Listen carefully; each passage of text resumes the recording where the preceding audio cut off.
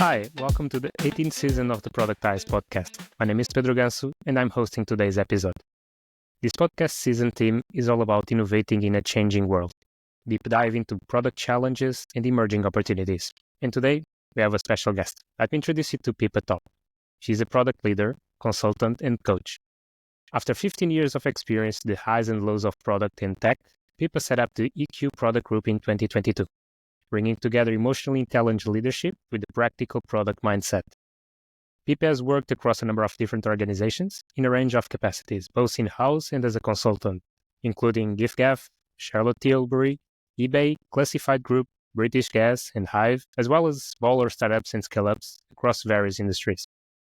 With a curriculum this vast, it's quite impossible to cover it all, but Pippa, is there anything you would like to highlight on your background that led you where you are now in your career? I wouldn't say there's one highlight per se, but I think there's been a sort of a driving theme throughout everything I've done, which is even before I entered into sort of a professional world, I've always cared about what an end user experience was. So, arranging a party or a wedding, or at university, I used to choreograph musicals. All these sorts of things were really driven by a desire to create an experience people would really enjoy. And so then sort of finding myself in a corporate or a business world, then I discovered there was this way of being able to constantly care about that customer experience or end user experience and actually make a career out of it. So that's been quite fun. Yeah, perfect. That suits very nicely into product manager role. Yeah. So before we dive in, let's start with some three light fun questions, shall we? Mm-hmm. So just a few questions. What's your favorite app right now? So I would say my favorite app, and I don't know if it's just a UK-based thing, it's something called the Body Coach app.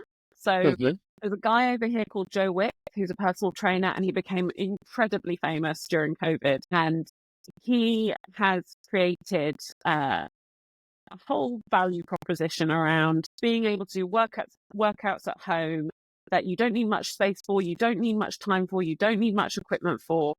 And what I love about the app is it's such a beautiful example of taking the jobs to be done framework and executing it really nicely. So he's thought about how people want to get fit, but then he's addressed all the problems that people have about getting fit around time and space and money to have gym memberships. And he's like condensed that into really accessible ways for the really diverse audience. And I love that. And then he's taken the next sort of job to be done around being able to eat healthily. And so he's got recipes that you just add, and then that generates a shopping list. And I just love how everything the app's done, because I'm sure he hasn't developed the app himself. No, I feel like downloading it and try it myself. I hope it's not just a UK thing. Well, I love using it, particularly in coaching and consulting as well, because it's so clearly understandable about how you take a sort of user problem and break it down and sort of address those challenges. So, and then I love using it for me personally, because now I work, I've got a child, I've got a dog, I've got things to manage. So being able to squeeze in a quick 20-minute workout when I've got the time is brilliant. Sounds fair. And what's the most unusual or interesting thing about you that people can't find online? Do I want to share that? It's up to you. It's up to you. It's not yet online. It's not yet. I'd say people may not know that when I left university, I was a children's activity instructor for a while. So I did a season where I was working at a summer camp, teaching kids how to fence and do archery and do little trails through the woods and stuff like that. And then I did a winter season where I took school groups out on ski trips, and I would organise their evening activities and their discos and their quizzes and all sorts. So I think when I tell people that, they go, yeah, that figures, because you're quite enthusiastic person. Yeah. You would figure. I already knew about the dance history. Yes. That's really interesting, really diverse. It's not only about product, right? Exactly.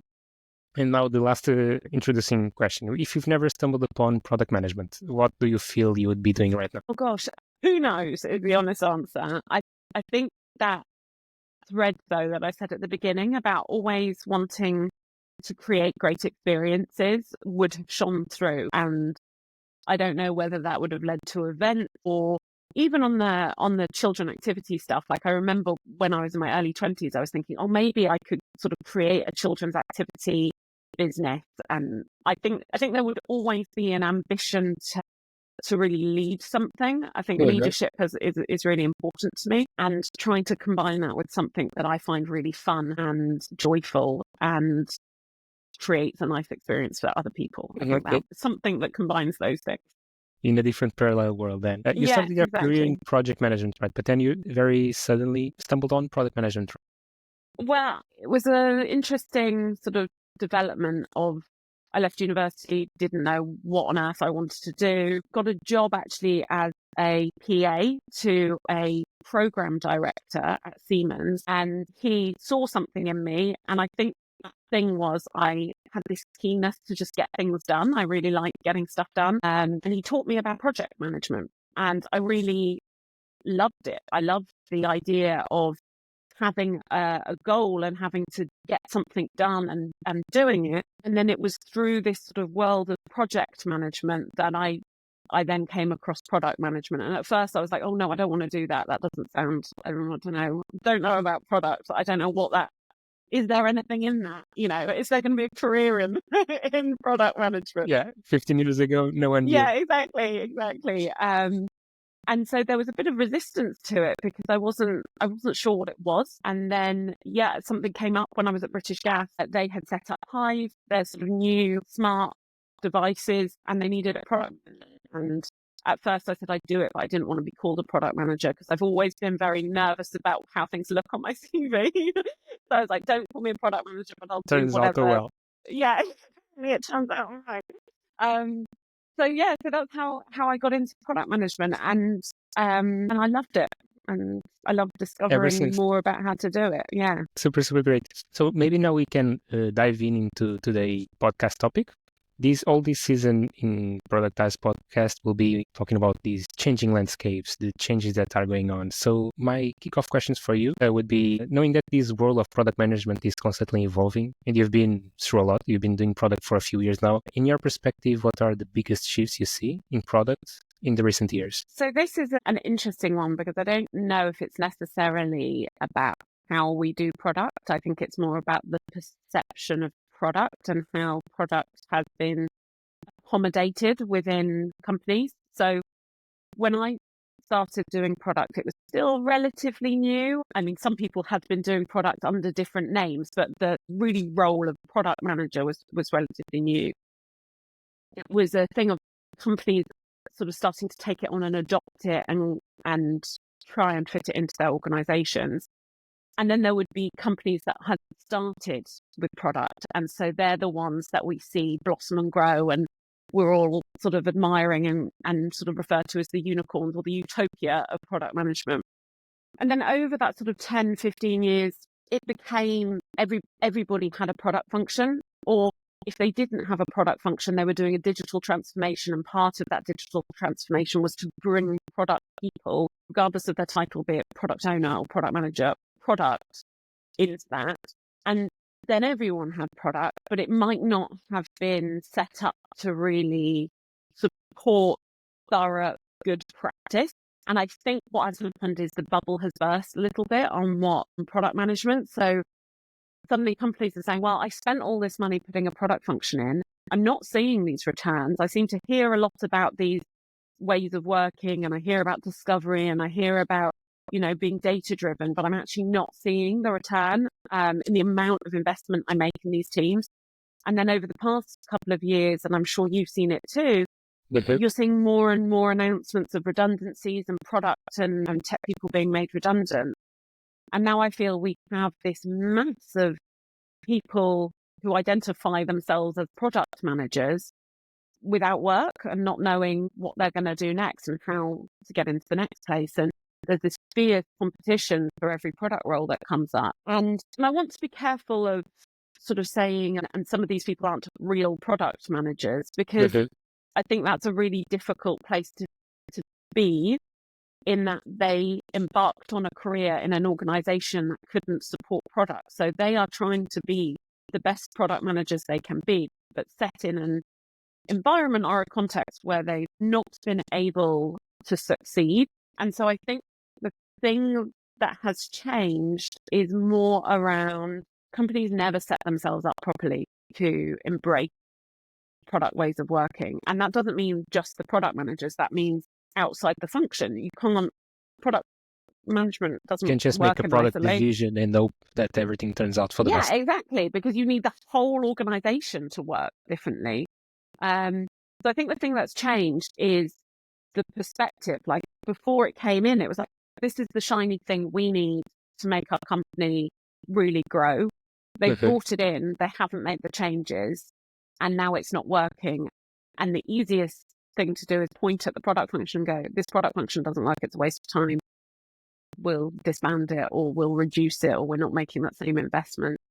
So I think that's the thing I've really That's seen. super interesting. So you saw all the spread of product everywhere, infecting all companies, but at the same time, just not by creating the divisions, it doesn't solve the problems itself. So quite some challenges you foresee ahead. Yeah. Continuing the same line of thought, I'm seeing these changes that it's not just by creating these product divisions that products automagically start working out for the business. How do you see these teams now needing to build products in these environments where the product role is not sometimes defined in the company? How do you see this going in the future, the product role?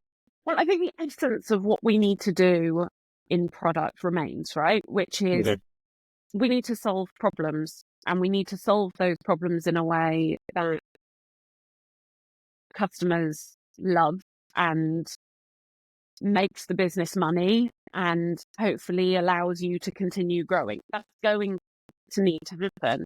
Technology is going to continue to evolve, and so you've got to adapt and keep up with that. And ideally, you want to get ahead of that so that you're the differentiator. That need is still going to be there. So what I imagine it happening is it will disperse. Maybe these roles might disperse into other roles, but they'll be doing the same work. I think I can't imagine the work really changes, and I really hope it doesn't turn into this, or you just go back. You go back to other people deciding what's going to work and what's not going to work, and just get developing it and putting it out there and seeing what sticks. But I don't see those companies truly growing or succeeding. I'm not sure that benefits anyone. That will be the way. Yeah. What I hope will happen is there will be a moment of reflection. Maybe I'm being too optimistic, but let's hope there's a moment of reflection to say, and honesty and self-awareness of did we do everything we could to set this up in the best possible way? And this is my whole passion, is bringing emotional intelligence into leadership. I think there's a lot more of it now,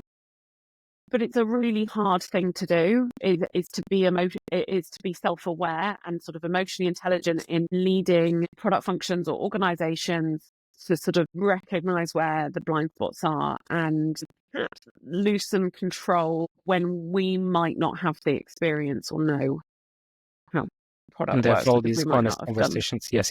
Yeah.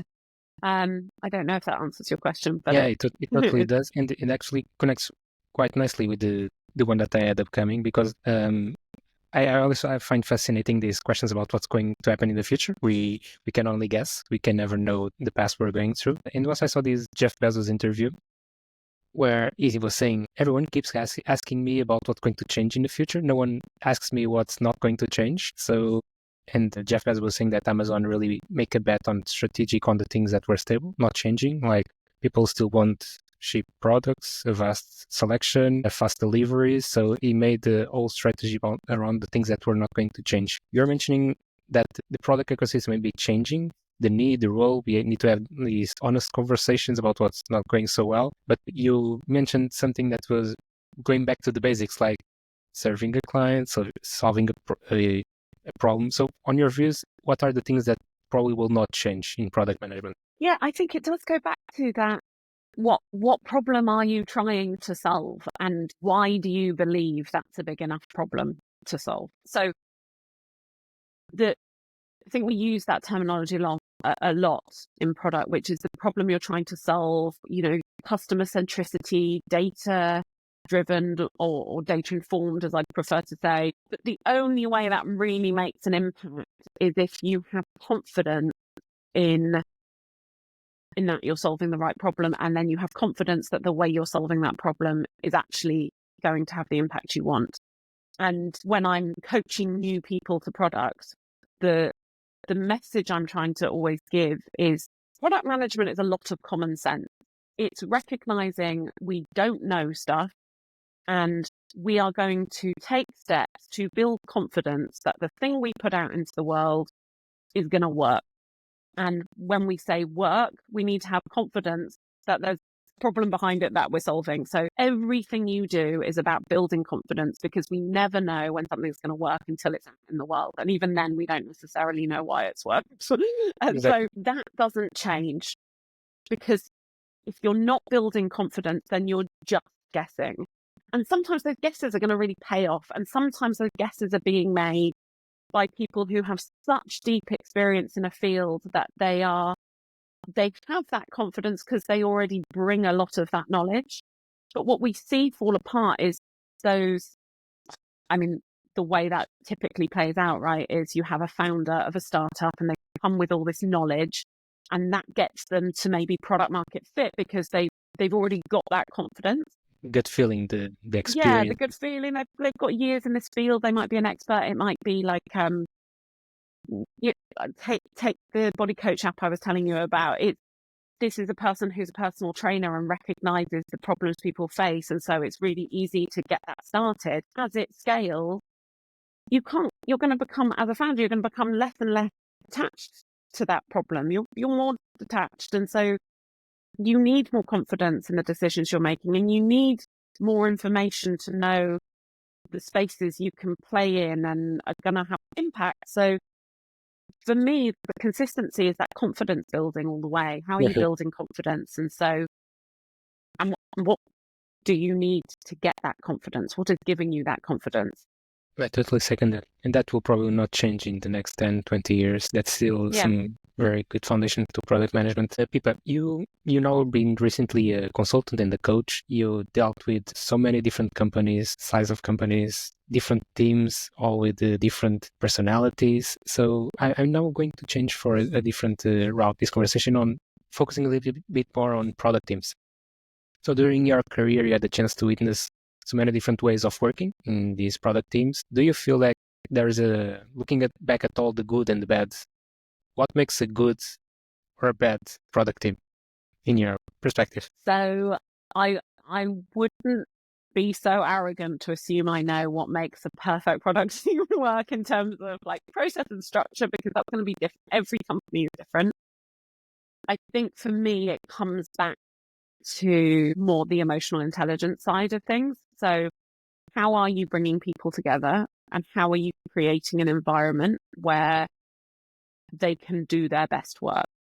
So if I'm putting a team together, I want diversity of thought and I want respect for everybody. I think it works best when there's enthusiasm and a desire to learn, and that desire to learn comes with a desire to share. What I love is when you have product managers who are sharing with each other the work they're doing, the things they're learning, and collaborating to get better. What I have often seen where product teams struggle is product manager feels very aligned to their squad, and so sees their team as their squad, but they don't see their team as the other product managers. And so they're actually quite disconnected from what everybody else is doing. Now, what that does is having that disconnect means that you're not necessarily all pulling in the same direction. So if we go through the sort of the traditional stack of vision, mission, strategy, and then what each individual team is contributing to that, if you aren't aligned, how do you know you're all pulling in the same direction? In a really cohesive, aligned way. I really like that desire for product teams to spend time together and build relationships. And to do that, you need to foster an environment where people are willing to spend time and talk to each other. Make it fun. Like, we're just at work all the time. Let's make it fun. It doesn't have to be boring, right? Yeah, it doesn't have to be boring. And I feel like product role is such a privilege. It's such a privilege to do our job. Because we get to be everywhere, we get to play in different spaces, we get to have such a range of skills that we can develop, which also make the role really hard and exhausting. But it's finding people and bringing together people who recognise that and create such enthusiasm and excitement that it then just resonates and it sort of radiates off the team. That's when I think product teams work best. I love that. In the looking back to even my history, I totally resonate with what you're saying. Because there were moments where I was in teams that did not have this energy and people building for the same aligned purpose, although in different teams. And I totally resonate with your answer. So it's actually not a proper good or bad way to do product.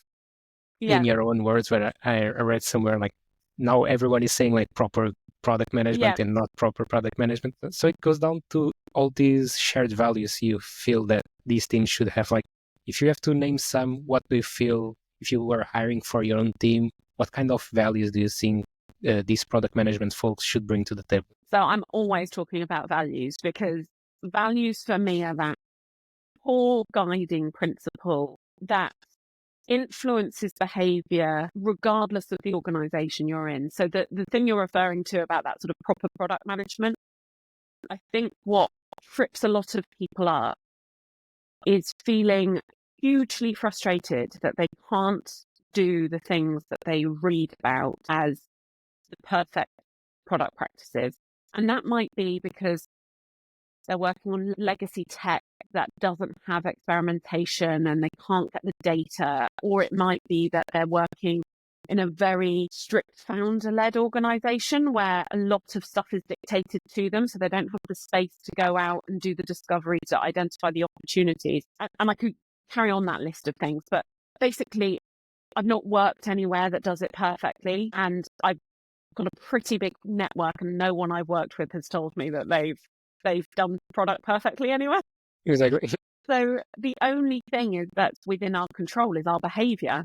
And what guides our behavior is our values. So when I talked at Mind the Product a few years ago, and I did a talk called Pockets Brilliance, I talked about 4 values, but since then I've sort of added a 5th one. So I think there's loads of values, but ones I really look for are curiosity, learning, which is close, but they're not the same. So curiosity, I see in terms of behavior as when you're sitting in a room, and let's take a typical like big stakeholder meeting, and you are being asked a load of questions, and maybe that first feeling you got is one of almost defensiveness because you feel like you're being attacked. Mm-hmm. Whereas actually you can, if you lean into curiosity, your behavior that's demonstrated is one of, oh, okay, tell me more about that. Help me understand where you're coming from. And that curiosity unlocks a whole load of useful questions that can really build our knowledge. So curiosity is a big one for me. Learning not just in terms of, oh, we need to learn about our product by doing experiments and doing discovery, but learning in terms of a desire to constantly grow as individuals and go and, listen to podcasts or read articles or just go and talk to people and be interested in people and try and learn new things. So that would be a behavior I'd look for, linking to a learning value. Collaboration, I think, is just so fundamental to the role. So the behaviors around, I was coaching a product manager who sort of rather gingerly said to me, I want to get better at writing tickets. And I said, oh, how are you doing it today? She said, oh, well, I sit down and on my own and I'll write the whole ticket and then I hand it to the developer or the designer. And she said, how would you do it? And I said, well, I'd have a conversation first and I would bring those two roles together so that the 3 of us are sitting and we're discussing the problem and we're discussing what we think we should do before anything gets written down. Because then this collaborative way of working is going to produce a much richer, fuller story that you're going to write. And it's that sort of slightly shift in mindset. And her response was, oh, but it's really hard to get time with people, or it's really, that puts a little bit more effort in. And I'm just like, yeah, but in the long run, it's going to be a lot better. You'll appreciate it, and they'll appreciate it. And how lovely is it when you're collaborating well with people? Like, to your point you were saying about when you think about the teams you've worked with, the teams I've worked with, where collaboration is indexing really high, there's such a joy to the work we do. I really love that. And actually, that's the thing I think I miss the most about consulting and coaching is I'm not in that as much. I don't get to do that. So collaboration, where was I? Curiosity, learning, collaboration. Curiosity, learning, collaboration, creativity. So this is probably the trickiest one I see for product people. So I think if you do a retro of any meeting or a workshop where you've been trying to do something, the feedback is always, we didn't have enough time. And then if you ask people about if you could go back and deliver that experiment again or that feature again, what would you do differently? I wish we had more time to do the research. And this time thing comes up time and time again. And what we lose under time pressure, I think, is the space to be creative. And it's a really difficult thing to harness. I don't think I've got the answer, but I think finding ways of unlocking creativity and making space that allows people to be creative is key. Like I said, I don't know how to do that, but I think the example I would give is recognizing how answers come to us and how inspiration comes to us. So I referenced doing the talk at Mind the Product, and I was asked quite late in the day to do it, and I think I only had maybe 6 weeks to prepare something, and I didn't know what I was going to talk about, and I just decided, right, I have no idea. Like, I was sitting at my desk, like, trying to write different ideas down, and it wasn't coming to me. And so the thing I did is every morning I would go out and take myself out for a big walk. And I knew that if I could walk and I could have this silent space, something would come to me. And sure enough, something came on a walk, and I was able to go, like, right, now I've got it. Now I can run with it. And then everything came from that. That's the spark of creativity one needs to sometimes just pull out some ideas and unblock situations in a team. Yeah, totally get it. Exactly. You need that space to think and cultivate. So valuing and understanding how that works for you, I think is really good. And then I said I'd added a fifth one, which was one that I was working with another consultant, and he was challenging me on it, and he said, I think we're missing transparency. And I was just like, damn it, yeah, you're right, we're missing transparency. Because it brings all the trust and all the... Absolutely. It brings that trust. It also does something. So if we go right to the beginning of our conversation, when I was saying, I think the product bubble has burst, and I think a problem with it is it is potentially leadership not seeing the value in the work that's being done. Product people need to do a bit of PR for the work they're doing. They need to sort of show off, speak up and show the work they've done and the value they've created. And that transparency, like you say, it leads to trust and belief and permission to be more autonomous. So there's so many layers to it, because there's the transparency of trust and knowing that your product function is working and people are delivering value and sort of getting that buy-in. And then there's the slightly more personal, selfish thing that I think everyone needs to be thinking about is your own career. Your own career is going to go on for many, many years. How are you building your reputation? Well, you need to do it through transparency, because if you do it in isolation, no one's going to know, and they're not going to know about you.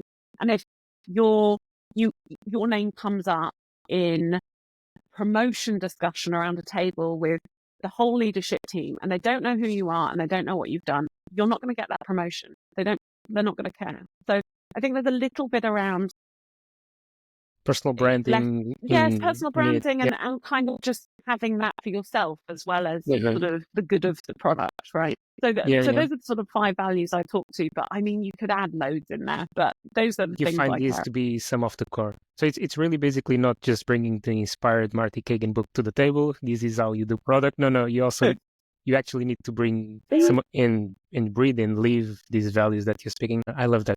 And I, again, resonate a lot with the things you just said.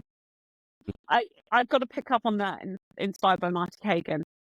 I think it's a great book and I want everyone to read it.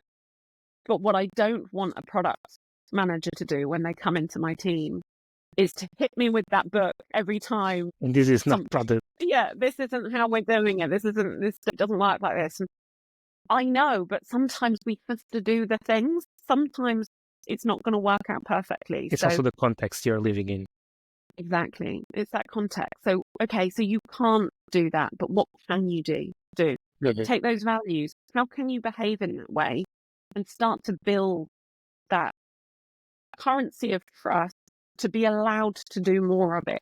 So, yeah. Perfect. And this goes perfectly nice into the next question I had here, because I've been scanning some of the LinkedIn posts you've been writing, and recently I saw one that I found fascinating, where you're sharing these ideas on failure, and I loved reading the quote, "Failing doesn't make us failures." And yet, when I open my LinkedIn, I see so many great tips, and I just feel the opposite. How to do things properly, and for a while, it seems that everyone knows what they're doing, but me. And so, any suggestions on how one can see failure on a positive lens, or not, and not mix it with the self-perception of I'm failing, so I'm a failure? Do you have some tips that you can share with product managers listening to us? Well, you've said a lot in there that I could happily talk about. So I think the LinkedIn thing, and I will answer your question, but I do want to address the LinkedIn thing because I feel I need to be very honest, which is what I talk about in terms of that failure and managing it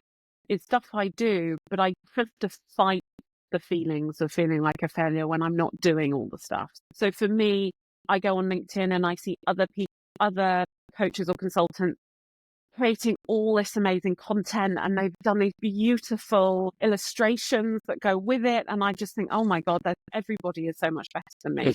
And I have to push myself.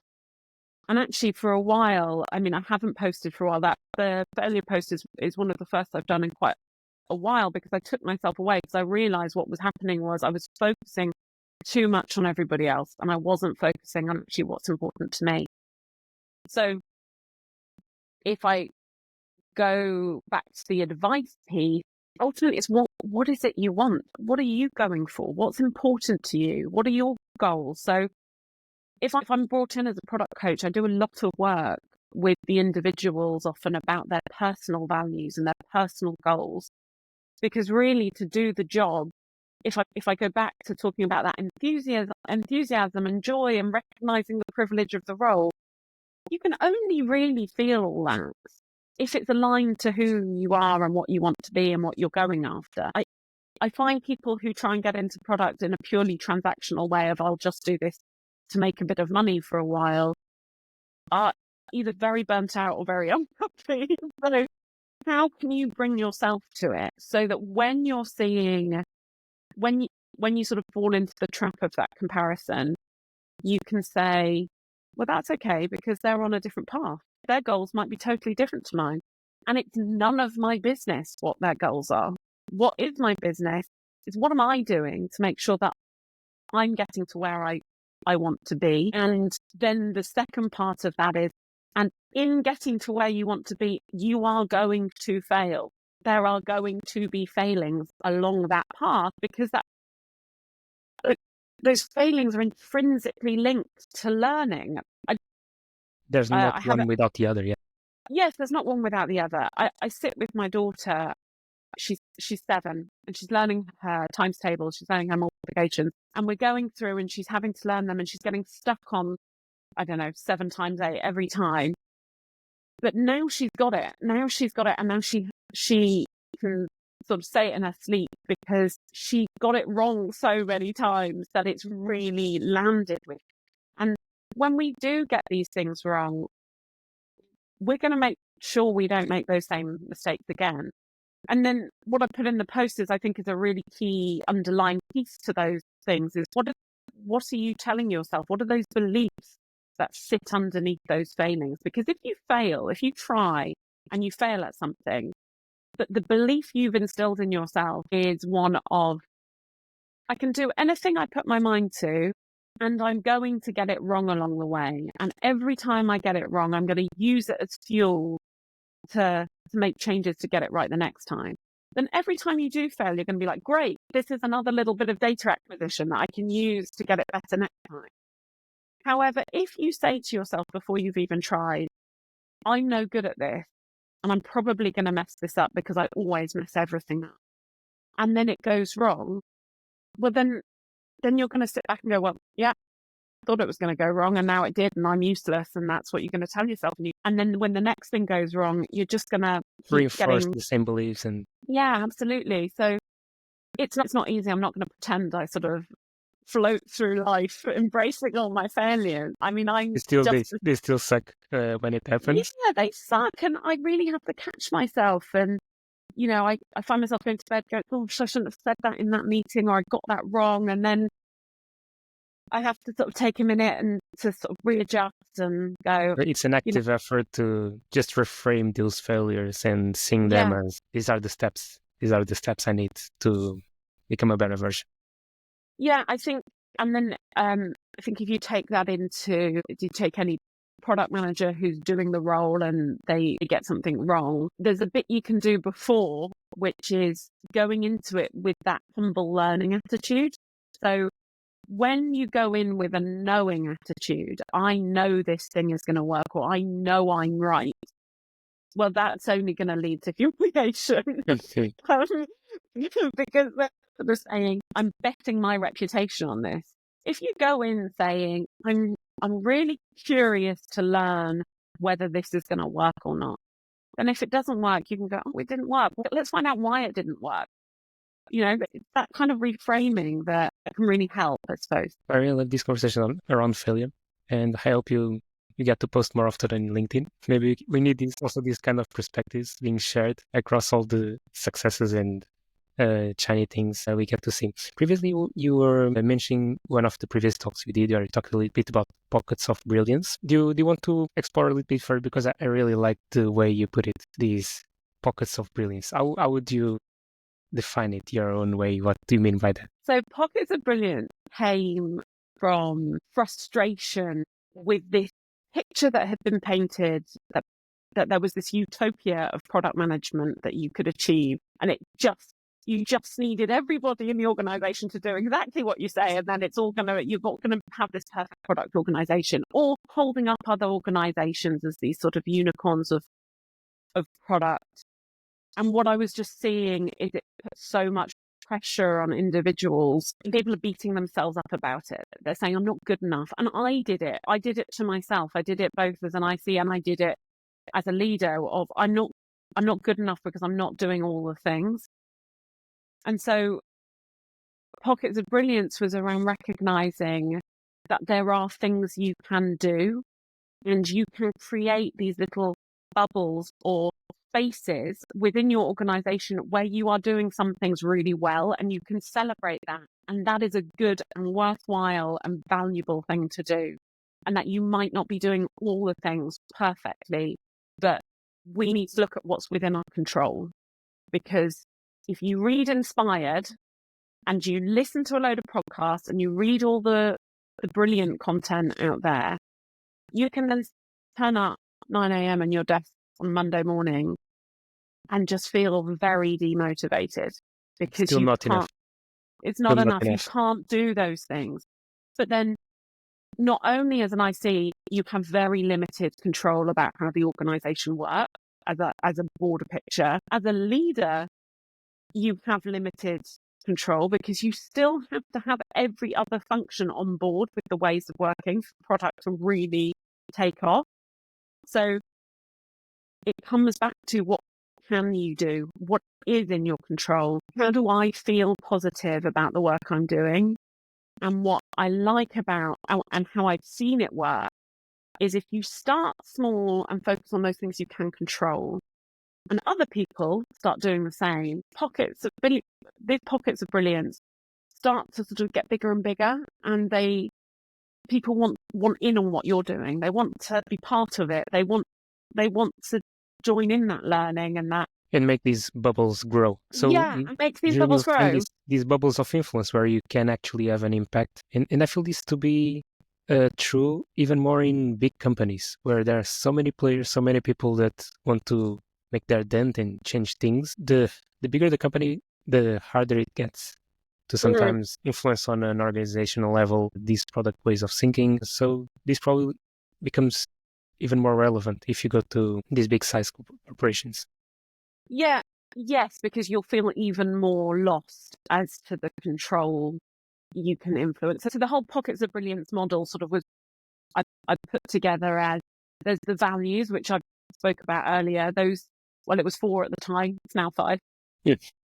It's recognizing that you can be guided by values that influences your behavior. So even if you can't do all the processes you'd like, all the capabilities you'd like, you can still act in a way that promotes and supports collaborative ways of working, that promotes and supports learning, that promotes and supports bringing data into the conversation. You can still do those things even if you're in a large organization that moves really slowly and is sort of totally bureaucratic. Then there's the part of the actual hard sort of capability skills. So knowing how to do experimentation, knowing how to get customers, knowing how to use the data, knowing how to break work down into small, valuable chunks. These sort of capabilities, there are lots of them.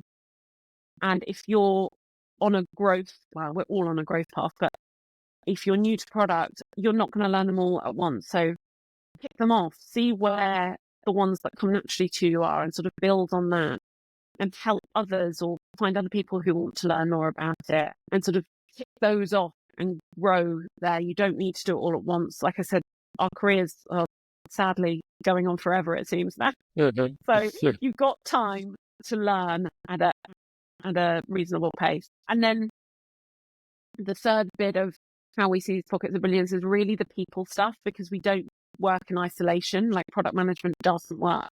I mean, we have very limited ability to do anything as product managers. We really need other people. We tend to believe the contrary. Yeah, absolutely. We need engineers and designers and marketeers and to help us do the work. And that only really works if we know how to build really strong relationships. And so this comes back to all the stuff I was saying at the start, which is I want to make it fun. I want to build strong relationships. I want to share. I want to learn with people. That comes when you build safe spaces and you trust people and you do what you're going to say you're going to do and you work hard and you pull together. So there's all the bit around the relationship piece that is so underpinned with the emotional intelligence bits.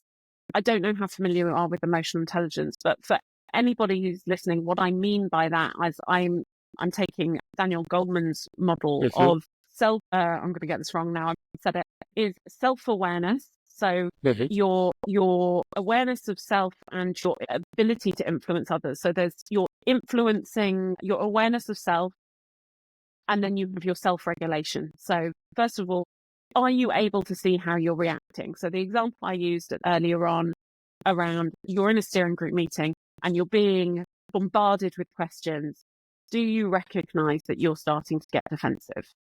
And if you have the self-awareness to recognize you're getting defensive, then the next step is to be able to regulate yourself and be able to go, okay, I can feel I'm getting defensive. I'm going to take a breath and I'm going to ask a question and I'm going to just try and put my head in somebody else's shoes and realize that maybe I'm taking something from this that there isn't. That's such an important capability for product managers, this emotional intelligence part.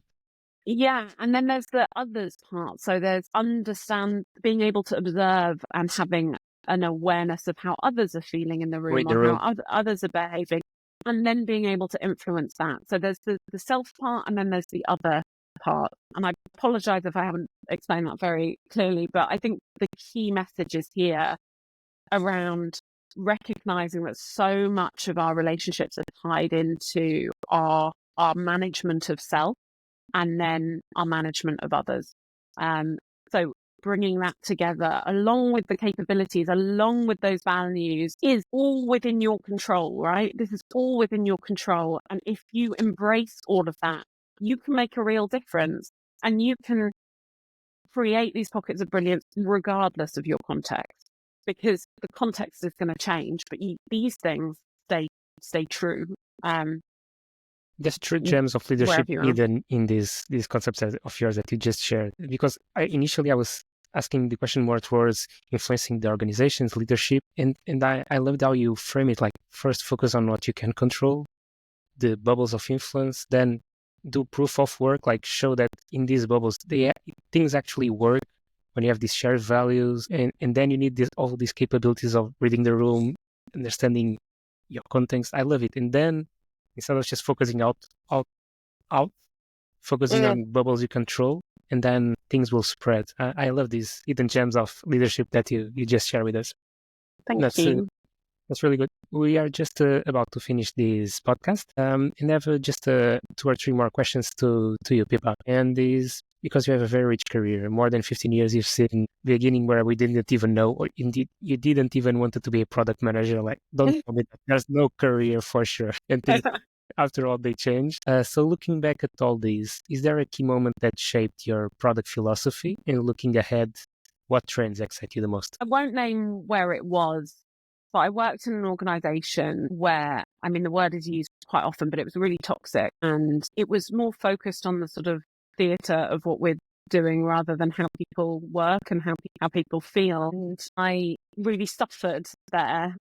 And I made a commitment to myself that I wanted to get to leadership, to create spaces where nobody felt like I felt, or how other people I knew who had been sort of discriminated against would feel. And what I believe is that you start with that and then people can do great work.